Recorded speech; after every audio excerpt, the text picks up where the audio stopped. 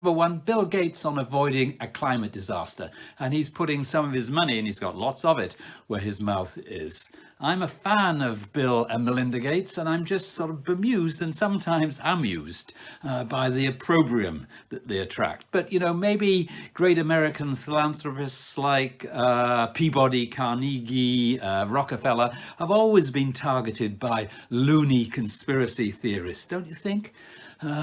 Of course, Bill didn't endear himself to the beef lobby and to some conservative politicians in America who seem to think that his opinion on meat is an affront to their way of life. When Bill opined, I do think all rich countries should move to 100% synthetic beef.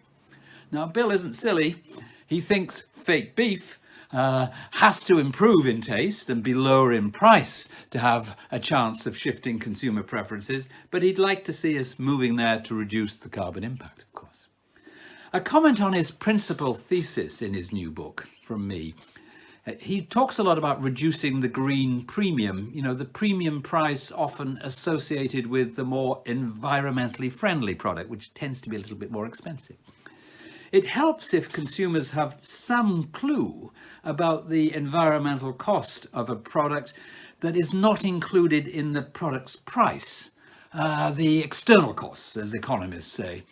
That's why I think it would be really helpful to have an Enviro score on the front of pack of every single food and drink product. You know, like a Nutri-Score that is becoming increasingly acceptable in Europe, where green and A if it's good, and red and E if it's not so good.